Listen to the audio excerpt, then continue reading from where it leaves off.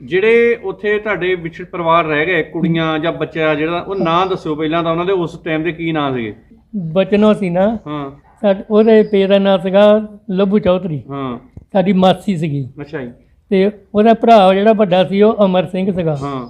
ਫਿਰ ਸਾਧੂ ਸਿੰਘ ਸੀ, ਬਲਦੇਵ ਸਿੰਘ ਸੀਗੇ, ਪ੍ਰੀਤਮ ਸਿੰਘ, ਤਿੰਨ ਚਾਰ ਭਰਾ ਸੀ।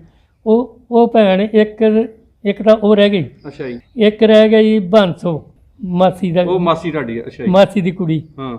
ਇੱਕ ਮਾਸੀ ਦੀ ਕੁੜੀ ਜੀ। ਉਹ ਬੰਸੋ ਸੀ। ਉਹਦੇ ਭਰਾਵਾਂ ਦਾ ਨਾਂ ਜੋਗਾ ਸਿੰਘ, ਹਰਬੰਸ ਸਿੰਘ ਸੀ। ਉਹਨਾਂ ਦਾ ਪਿੰਡ ਇੱਧਰ ਇਹ ਸਾਡੇ ਲਾਗੇ ਸੀਗਾ, ਮਲਤਾਨ 'ਚ ਪੈਂਦਾ ਸੀ। 70 ਸੀਗਾ, ਮੀਆਂ ਚੰਨੂ ਲਾਗੇ ਸੀਗਾ। ਤਾਂ ਇੱਕ ਸਾਡੀ ਭੈਣ ਸੀ ਜਿਹੜੀ ਉਹਦਾ ਨਾਂ ਸੀਗਾ ਪਾਸ਼ੋ। ਸਗੀ ਭੈਣ ਸੀ ਤੁਹਾਡੀ? ਹਾਂ, ਸਗੀ ਭੈਣ। ਹਾਂ। ਉਹ ਪਾਸ਼ੋ ਸੀ, ਉਹ ਵੀ 15-16 ਸਾਲ ਦੀ ਸੀ, ਇਹਨਾਂ ਤੋਂ ਵੱਡੀ ਸੀਗੀ। ਉਹਨੂੰ ਵੀ ਫੜ ਕੇ, ਤਿੰਨਾਂ ਨੂੰ ਫੜ ਕੇ ਲੈ ਗਿਆ ਸੀ। ਉਹਨਾਂ ਦੀ ਸਾਨੂੰ ਆਸ ਆ ਵੀ ਕਿਤੇ ਸ਼ਾਇਦ ਉਹ ਜੀਂਦੀਆਂ ਹੋਣ ਅੱਜ ਤੱਕ, ਕਿਉਂਕਿ ਉਮਰ ਜ਼ਿਆਦਾ ਹੋ ਗਈ ਆ।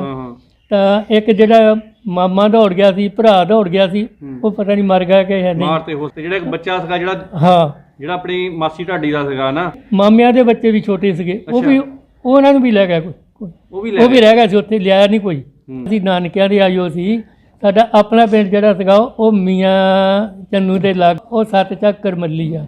ਉੱਥੋਂ ਅਸੀਂ ਨਾਨਕਿਆਂ ਦੇ ਆਏ ਸੀ। ਨਾਨਕਿਆਂ ਦੇ ਆ ਕੇ ਸਾਡਾ ਹਮਲਾ ਹੋਇਆ। ਨਾਨਕਿਆਂ ਦੇ ਪਿੰਡ ਕਿਹੜਾ ਪਿੰਡ ਸੀ ਉਹ ਨਾਨਕਿਆਂ ਦਾ? ਇੱਕ ਚੱਕ ਜਿਹੜਾ ਕੱਸੋਵਾਲ ਦੇ ਲਾਗੇ। 7 ਚੱਕਰ ਮੱਲੀ ਦੇ ਵਿੱਚੋਂ ਜੇ ਕੋਈ ਸੁਣਦਾ ਹੋਵੇ, ਉਹ ਅਸੀਂ ਆਪਣੇ ਪਿੰਡ ਦੇਖਣਾ ਚਾਹੁੰਦੇ ਆ। ਸਾਡਾ ਕੋਈ ਜੇ ਉਹ ਸਾਨੂੰ ਕਿਸੇ ਤਰੀਕੇ ਨਾਲ ਰਾਹਦਾਰੀ ਭੇਜ ਸਕਦੇ ਆ ਮੈਨੂੰ, ਤਾਂ ਮੈਂ ਚਾਹੁੰਦਾ ਵੀ ਮੈਂ ਆਪਣਾ ਘਰ, ਆਪਣਾ ਪਿੰਡ, ਮੈਂ ਉਦੋਂ ਸੀਗਾ 7 ਸਾਲ ਦਾ ਸੀ।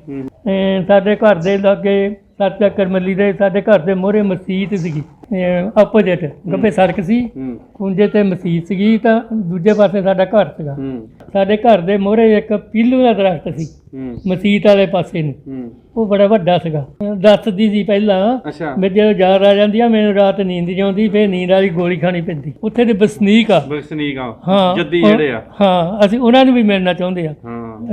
ਉਹਨਾਂ 'ਚੋਂ ਕੋਈ ਆ ਕੇ ਸਾਨੂੰ ਕਰਤਾਰਪੁਰ ਸਾਹਿਬ ਮਿਲੇ ਤਾਂ ਅਸੀਂ ਆਪਣੇ ਪਿੰਡ ਦੀਆਂ ਗੱਲਾਂ ਬਾਤਾਂ ਉਹਨਾਂ ਤੋਂ ਪੁੱਛਣੀਆਂ ਚਾਹੁੰਦੇ ਆ। ਉਹਨਾਂ ਦਾ ਸਾਡਾ ਪਿੰਡ ਗੀਗਾ ਢੇਰੀ ਪਹਿਲਾਂ ਸੀਗਾ, ਇਸ ਪਿੰਡ ਦਾ ਨਾਂ।